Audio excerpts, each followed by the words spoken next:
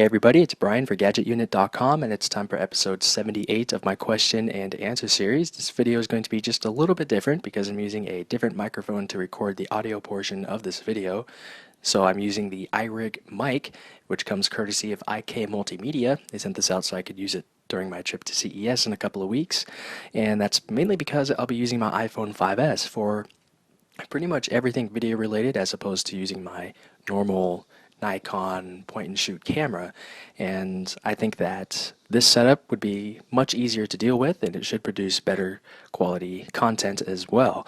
So again, for this video you're watching right now, I am using the iRig mic, which is basically a condenser microphone that you would typically see, singers use. I'm not 100% sure how to explain it. It's just a pretty standard looking microphone, but it allows you to plug it directly into your iOS device as well as certain Android tablets, and you could use your device to record audio from this microphone, and it also works with recording video.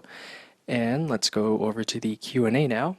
So starting with Arturo Martinez, what seems to have outstanding specs between the Moto G and the Moto X? So to me they are pretty obvious. The Moto G has a smaller screen, the camera isn't as good, the CPU and GPUs aren't as good, the Moto G has lower RAM, not as many storage options, although the battery in the Moto G gets excellent battery life, which is good to hear.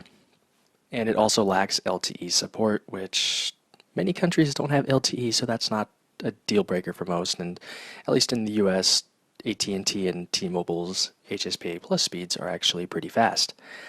So those are pretty much the real differences between the Moto G and the Moto X. So from Zofath Ollie, how do you make your iPhone 5 light flash next to the earpiece? It's not a light, it's a sensor that's placed to the left of the earpiece, and certain cameras can actually pick up that, so that's pretty much what that was. From Arturo Martinez again, what brand of in-ear headphones or earphones is recommended?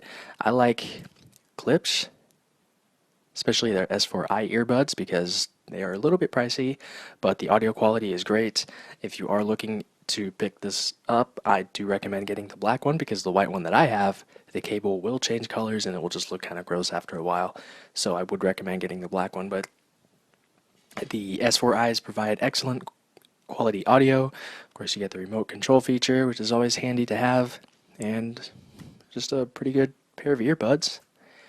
And from Freddie Malpartita, are you satisfied with the space gray iPhone 5S? I did the same thing last month. The gold didn't really appeal to me. It looked cheap.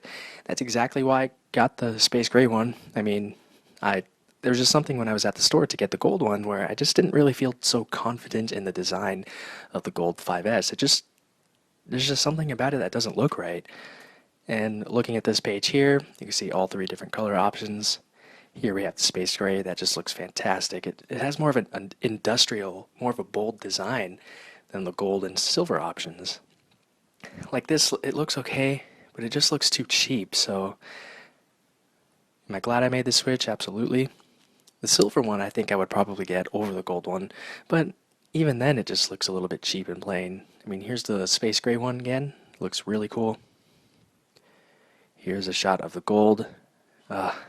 Yeah, I'm just glad I made that switch. Anyway, from Nikhil Paladugu, I just cracked my iPhone screen. Do you recommend getting it replaced with Apple, a third party, or do it myself? Well, doing it with Apple, that's going to be the most expensive option, but you know that it's going to be done properly. Going with the third party will be a little bit cheaper, but you don't know if they're going to do any damage to your device. If you do it yourself, that'll probably be the cheapest route. But due to inexperience, you might actually do more damage. There are plenty of good tutorials though online on how to do these things. So as long as you follow those instructions carefully and not try to rush things, I think you should be okay.